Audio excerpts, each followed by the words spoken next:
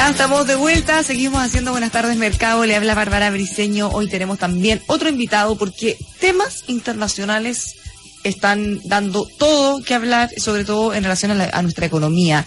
Vamos a estar conversando en profundidad, dando una vueltecita al mundo junto a Jorge Saad, director del Centro de Estudios Internacionales de la Universidad Católica. Jorge, ¿cómo estás? Buenas tardes. Buenas tardes, Bárbara. Muy bien y gracias por tu invitación. Es que ya uno no sabe por dónde empezar, porque en realidad siempre es muy importante todo el ámbito internacional para nuestra economía, pero ahora están pasando muchas cosas. Podríamos aprovechar de hacer una vueltecilla. TPP-11 es uno de los temas más bullados, tenemos las side letters ahí entre medio esperando. El gobierno pareciera que ya se dio la razón y dijo que independiente de lo que pase con eso, sí o sí tendremos ya el punto final. ¿Cómo va eso? ¿Qué se sabe? Esas cartas nosotros no las conocemos. ¿Es normal que no las conozcamos, el contenido? Efectivamente, Bárbara, están pasando muchas cosas. Creo que ha sido positivo que se haya impuesto la tesis de la ministra de ponerle plazo a la ratificación del TPP. No podríamos haber estado años. Claro, porque estas cartas laterales o side letters, cuyo contenido no necesariamente tiene que conocerse en detalle en la negociación, pero lo que se estila en la práctica comercial es que durante la negociación de un acuerdo, tú conversas con las partes y van anticipando lo que van a ser las exclusiones. Aquí ocurrió distinto, un acuerdo oleado y sacramentado, cuyos capítulos ya estaban establecidos, con más de la mitad de los países ya ratificados, y Chile propuso estas side letters. Entonces creo que es positiva esta señal de poner plazo de acá a diciembre. Lo comentamos contigo en muchas oportunidades, yo creo que era una estrategia más bien política para dilatar la ratificación de un acuerdo que una parte del gobierno le incomoda, pero afortunadamente ha primado, creo yo, la sensatez, el interés país, y debiéramos tener un TPP-11 y nueva oportunidad en Asia-Pacífico muy pronto para Chile. Eso es un tema que, independiente de que al subsecretario no le guste, no le va a tener que gustar para alinearse con el gobierno. Hay otro que tampoco le gustaba y también se ha ido convergiendo, que es el acuerdo, la modernización del acuerdo con la Unión Europea. ¿Qué pasa con eso? Porque eso estaba negociado, cerrado también del gobierno anterior.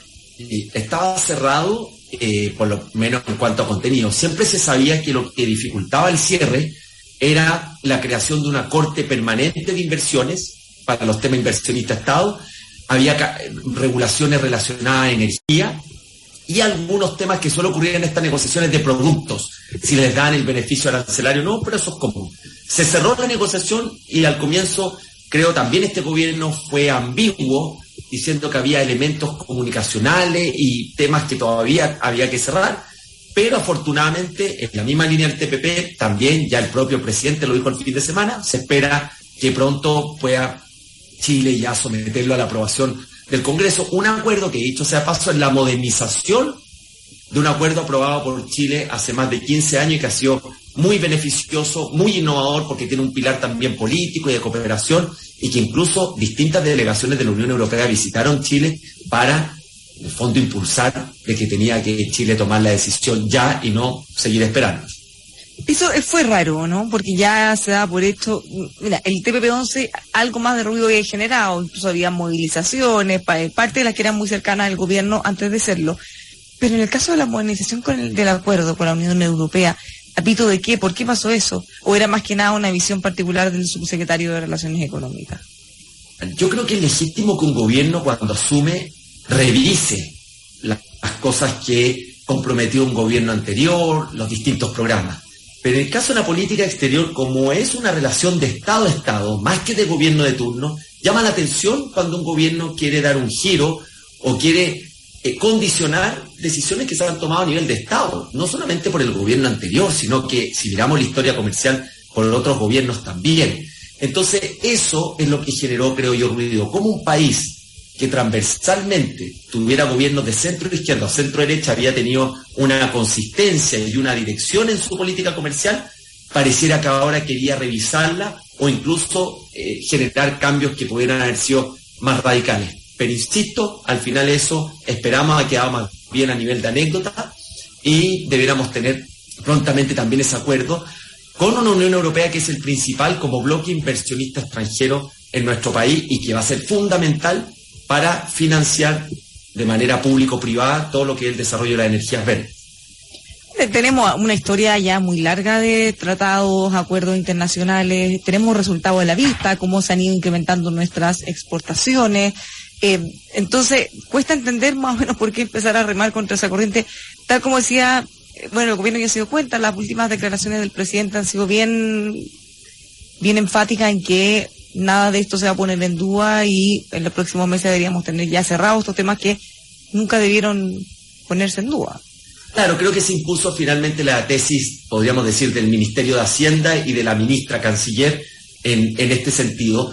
Hoy estamos pronto a que sea la PEC, donde el presidente ya va de hecho en viaje, y miraba yo las cifras, casi el 70% del comercio exterior chileno es con los países APEC, en esta vocación al Pacífico que parte cuando Chile se incorpora a ese bloque el año 94.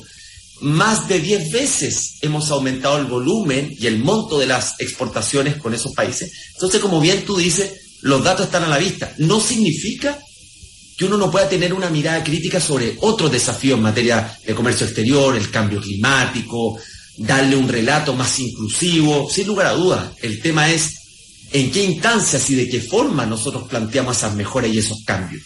Yo fui muy crítico de que analizar la mejora al mecanismo de inversionista-Estado se utilizara el TPP.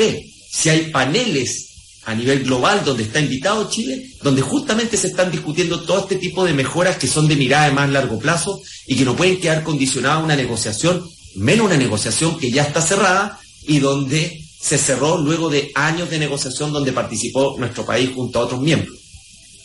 En esta misma línea estamos conversando con Jorge Saad, director del Centro de Estudios Internacionales de la Universidad Católica. Hablemos un poco de la PEC, que justamente está ya casi en curso. Se sabe que el presidente Gabriel Boric se va a reunir con el presidente de China.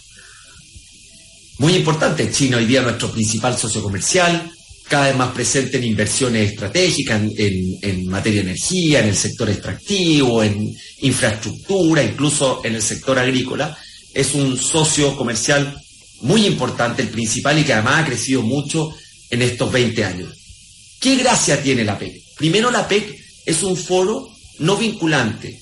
Los acuerdos, los compromisos de los países no necesariamente tienen que derivar en una ley local o en una obligación para el Estado, y eso le da más libertad.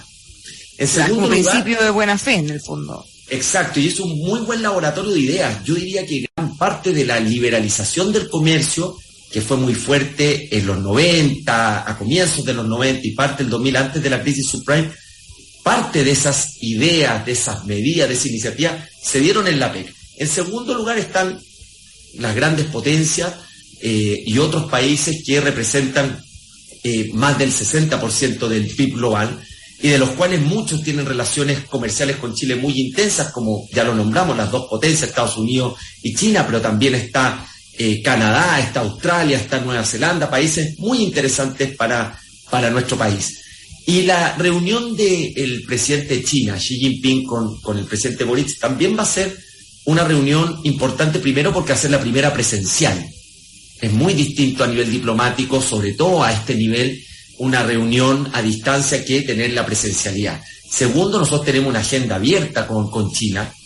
Y tercero, con China hemos tenido siempre el discurso en nuestra política exterior, más bien pragmática, de aprovechar al máximo los beneficios comerciales y de atracción de inversión, pero hoy día también vemos que hay ciertos riesgos en la inversión china, especialmente la que está relacionada a sectores estratégicos o en empresas públicas. No tenemos claridad cuál es la relación del poder central chino con ese tipo de empresas, y este es un tema de preocupación no solamente de Chile y América Latina, es una preocupación de los países de la Unión Europea y en general las naciones que tienen una relación cada vez mayor con Beijing. Bueno, definitivamente sí. Ahora, eso tiene que ver con la PEC. ¿Qué pasa con el resto del mundo? Hay varios mercados que estamos indagando, mercados muy interesantes como India, por ejemplo, entre otros. ¿En qué estamos en todo eso? India es la democracia más grande del mundo y el próximo año se estima que va a tener la principal población a nivel mundial, va a superar a China. India es una economía que en muchas áreas está en un nivel más primario, por lo tanto surgen más oportunidades. Algunos han planteado que India debiera ser el China de hace 20 años para Chile, o sea, donde nuestro país aumente su presencia diplomática, político-comercial y vaya explorando esta alternativa. Un país más complejo, las democracias tienen, que son los sistemas que nosotros promovemos a nivel occidental, pero la toma de decisiones distinta, esta toma más centralizada que tiene China.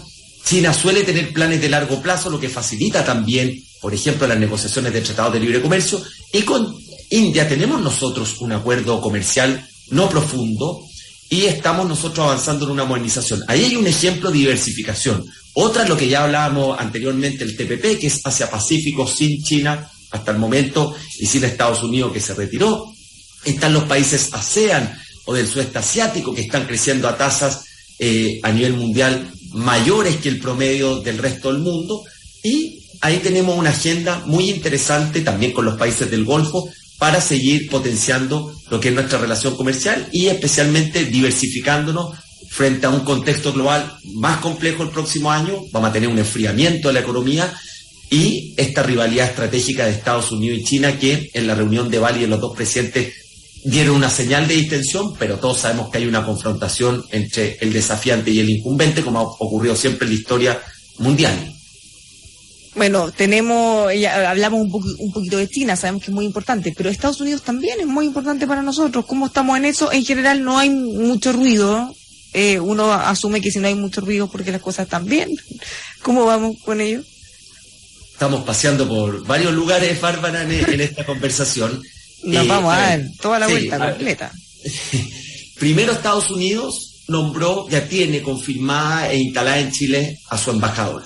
Después de más de 4 años que no tuvimos al máximo diplomático, a pesar de que es una embajada con amplia presencia en Chile, pero siempre tiene el valor de tener un embajador formalmente designado. Lo notamos, por ejemplo, durante la pandemia, cuando vimos esa diplomacia más agresiva o llamada el lobo guerrero de China y que no había una contraparte tan clara en Estados Unidos para responder.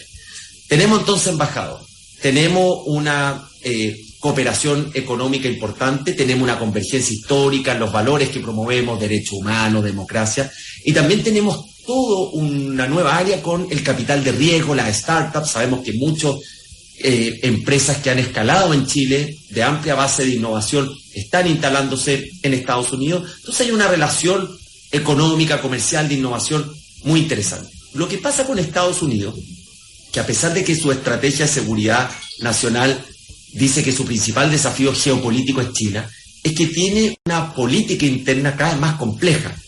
Quizás las midterm dieron una señal o una cierta señal de moderación, pero la política americana está partida en dos, muy polarizada, muy fragmentada, y eso dificulta también lo que es la proyección de Estados Unidos hacia el exterior. Hay que ver cómo va luego estas midterms, que podrían haber sido un resultado mucho más castigador para Biden, pero vimos que al final quedó bastante equilibrado, Senado para los demócratas, la Cámara de Representantes muy probablemente para los republicanos, que al parecer el trumpismo, el fenómeno de Trump sigue muy vigente, pero que habría una apertura a otro tipo de liderazgo de parte de los republicanos y por lo tanto menor presión a esta polarización que venimos viendo en Estados Unidos, a la cual también la base más joven y de izquierda de los demócratas han contribuido. Ahora, todo este ruido, estas discusiones internas, en la incertidumbre, bueno, ¿en qué puede impactar? ¿Cómo nos afecta a nosotros? Oiga, ¿cómo afecta a OCA? Me diría alguien. A ver, yo diría que a Chile primero... Estamos conversando con Jorge Prat, director del Centro de Estudios Internacionales de la Universidad Católica. Primero, todo lo que afecte a la mitad de nuestro comercio global, que es Estados Unidos y China, nos afecta directamente. Desde que se desacelera la economía china, inmediatamente nos impacta desde el precio del cobre. Si hay una mayor presión inflacionaria o hay un ajuste al alza de las tasas, afecta al dólar. Eso lo vemos en el día a día, lo estamos viendo en la inflación, lo vemos con la guerra de Rusia en Ucrania, cómo aceleró la inflación, especialmente en bienes y servicios críticos, los alimentos, el tema de los fertilizantes, la energía, para qué hablar. Posterga planes de transición climática, eso también afecta a Chile. Y más directamente, un país tan abierto económicamente como Chile tiene que ir mirando algunas tendencias que están ocurriendo. Primero, que hoy día el comercio global, el elemento de seguridad nacional está mucho más incorporado. O sea, hoy hay prohibiciones, por ejemplo, en toda la industria de los semiconductores de Estados Unidos de exportar chips para computadores, por ejemplo, a Chile. Eso inmediatamente genera una disrupción global y también en nuestro país. En segundo lugar, hay una discusión emergente aún en Chile de si debiera haber un control para ciertas inversiones extranjeras en el sector estratégico. Esto lo hizo la Unión Europea en 2019, lo ha hecho Australia, Nueva Zelanda, a partir de las inversiones de China, pero que al final son para inversiones de ese estilo. Y yo diría que, en tercer lugar, estamos entrando en una era que la interdependencia, este mundo que todos estamos entrelazados, no solamente es sinónimo de cooperación y beneficio, sino también de vulnerabilidad. ¿Cómo eso se puede traducir en Chile finalmente? Que la globalización se desacelere económica, que sean más costosos los productos, que el mundo esté más fragmentado y que por lo tanto no todas las transacciones económicas se muevan con el criterio histórico de costo y eficiencia, que al final del día se traduce en que el consumidor accede a distintos productos, mayor cantidad, muchas veces de mejor calidad y a menor precio. O sea, todos estos temas que estamos hablando, Bárbara, geopolíticos, al final del día impactan en el bolsillo, si no preguntémosle a la Unión Europea o a los europeos de cómo han subido sus cuentas de luz a partir de la guerra. Bueno, para terminar, ya nos quedan poquitos minutos y dando la vuelta al mundo y hablando de guerra. Bueno, también nos ha impactado, independiente de lo lejos que esté en un mundo tan globalizado, lo que pasa en Rusia con Ucrania, también nos ha golpeado fuerte. Se esperaba que fueran un par de días, semanas, meses, ya llevamos mucho tiempo. ¿En qué va eso también? Vamos prácticamente para los 9 meses, esto ya se llama una guerra de desgaste. Ucrania tenía una resistencia que nadie la esperaba, Rusia ha tenido dificultades, recordemos que Rusia es de las grandes potencias militares, de las 3 principales nucleares, por ejemplo, ha tenido dificultades logísticas, sobre todo en el combate terrestre que no era imaginado, y lo que nosotros esperamos es que poco a poco se vaya abriendo esta llave del cese al fuego y de una negociación que puede tomar muchos años, pero que ya cambia el eje de discusión, porque ya hablamos de una negociación y no de una guerra de desgaste. Hay que ver luego del encuentro del G20 en Bali y de los diálogos que también está teniendo Estados Unidos con China, qué podría derivar de eso. Y por otro lado, Bárbara, dejando de lado la guerra, en tu recorrido el mundo no podemos olvidar a Latinoamérica. Y en Latinoamérica yo quisiera destacar en el cierre de este bloque que prontamente, la semana del 20, va a ser la Alianza del Pacífico, la cumbre de la Alianza del Pacífico, con una particularidad. 4 presidentes de izquierda o de fuerzas de izquierda, vamos a tener a Petro, a Castillo, al presidente Boric y a López Obrador. ¿Cómo se va a comportar esta Alianza del Pacífico que surge en 2011, que ha trascendido los gobiernos de turno porque tiene una fuerte orientación de integración económica? ¿Qué relato, qué foco le van a querer dar a estos presidentes de izquierda? Creo que va a ser muy interesante también a mirar económicamente. Qué relato, qué cambio, porque ya hemos visto el caso del presidente Lula en Brasil. Bueno, él ya gobernó una vez, si bien él pertenece a un sector que no podría ser de izquierda, más de izquierda, terminó siendo bastante pragmático en materia económica.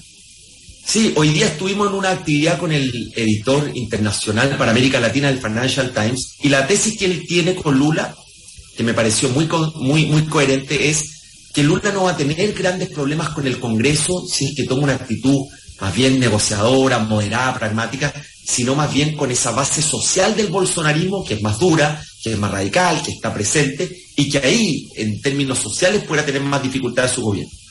Pero hay otro líder regional del otro gigante, que es López Obrador, que ha visto este nuevo marea rosa y que está preparando una cumbre con líderes de izquierda.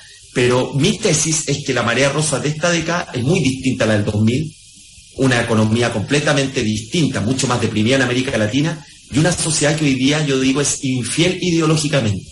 O sea, tiene una facilidad de cambiar de preferencia política rápidamente, castiga a los gobiernos, no existen las lunas de miel, y si no le resuelven los problemas, quizás, Bárbara, en 3-4 años más, estamos hablando del nuevo regreso de fuerzas de derecha en una parte importante de nuestra región.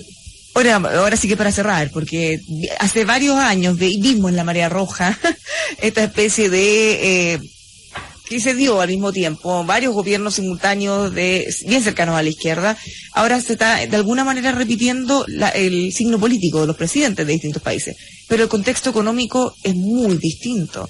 Ahí tenían el superávit de los commodities, estaban en su mejor momento, o sea, eran situaciones, minutos que no tenían los problemas de inflación que tenemos ahora, los problemas de déficit que tenemos ahora. Bueno, y para qué hablar de los commodities que estaban los precios en las nubes, ahora no. Exacto, había primero una billetera fiscal muy holgada, porque había un super ciclo de los commodities, del precio del cobre, del petróleo, que le permitía a estos gobiernos también financiar un conjunto de programas sociales, de transferencia, que también les ayudó a sostenerse el poder. En segundo lugar, no tenemos hoy día un Chávez, que fue clave en esta marea rosa y que inspiró a muchos de esos liderazgos.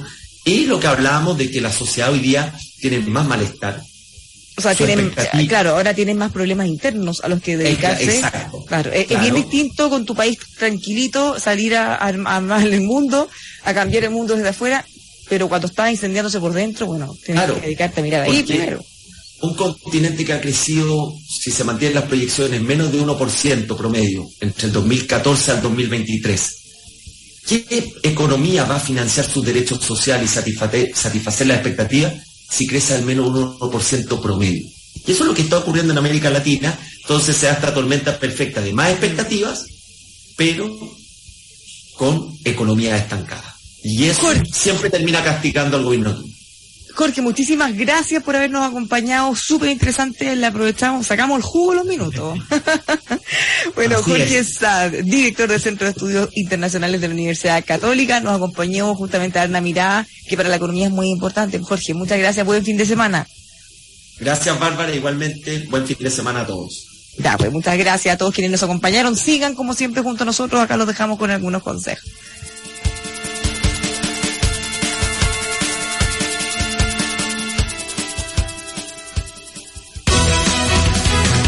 Esto fue Buenas tardes Mercado en El Conquistador, una presentación de